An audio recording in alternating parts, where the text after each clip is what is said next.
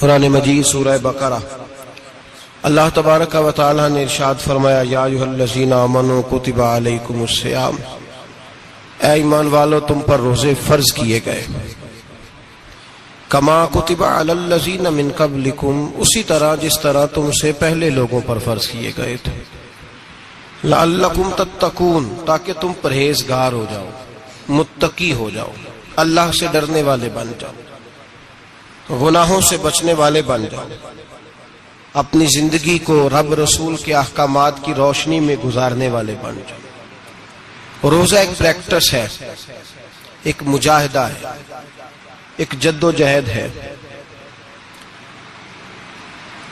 جد و جہد کس چیز کی؟ اللہ کی رضا کے مطابق اپنے آپ کو ڈھالنے کی جد و جہد۔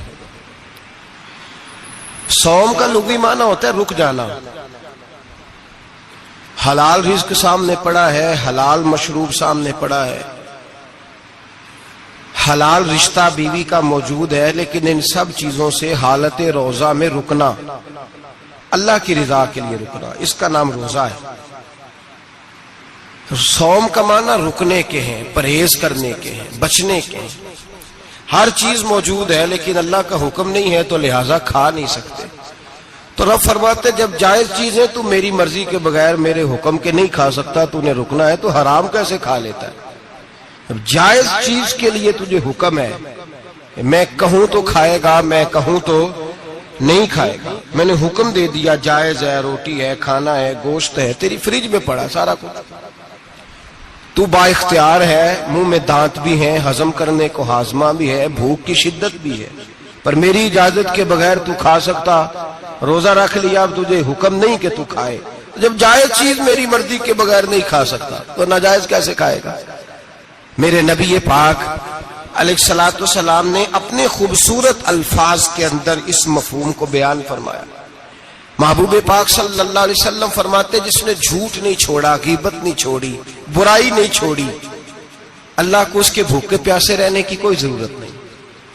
وہ کاہے کا رکا ہے؟ جب کوئی کام تو اس نے اللہ کی رضا والا کیا نہیں۔ روزہ رکھ کے دغا کر رہا ہے، روزہ رکھ کے جھوٹ بول رہا ہے، روزہ رکھ کے کم ماپ رہا ہے، تول رہا ہے، دھوکہ دے رہا ہے، رشوت لے رہا ہے، فراڈ کر رہا ہے، حرام کا مال اکٹھا کر کے کہتا ہے اس میں سے چلو 10 دیگیں بھی پکا دیں گے۔ وہ بھائی جو کام اللہ نے تجھے کرنے کو حکم دیا تھا، جب تو وہ بجا ہی نہیں لا رہا، مقصد روزہ ہی تو حاصل، لعلکم تتقون۔ روزے کا مقصد یہ ہے کہ تو پرہیزگار ہو جائے۔ میرے نبی پاک علیہ الصلوۃ والسلام کی بارگاہ عالی مرتبت میں 2 عورتیں آئیں، یہ چیزیں کھا لو، کہنے لگی محبوبہ ہم نے روزہ رکھا ہوا ہے۔ فرمایا نہیں، تمہارا تو روزہ نہیں ہے، حضور رکھا ہوا ہے روزہ، سحری سے لے کر اب تک کچھ نہیں کھایا، شام تک بھی نہیں کھائیں گی۔ محبوب نے فرمایا ذرا کہہ تو کرو، الٹی تو کرو۔ کہہ کی تو ان کے حلق سے خون بھی نکلا اور گوشت کے لوتھڑے بھی نکلے، پھوٹیاں بھی نکلی۔ نبی پاک نے فرمایا وہاں بیٹھ کے تم نے اپنے جاننے والوں کی غیبت نہیں کی، چغلی نہیں کھائی؟ خاموش ہو گئیں، گردنیں جھک گئیں۔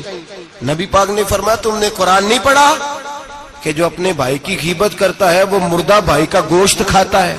تو گوشت کھا کے بھی تمہارا روزہ رہ گیا۔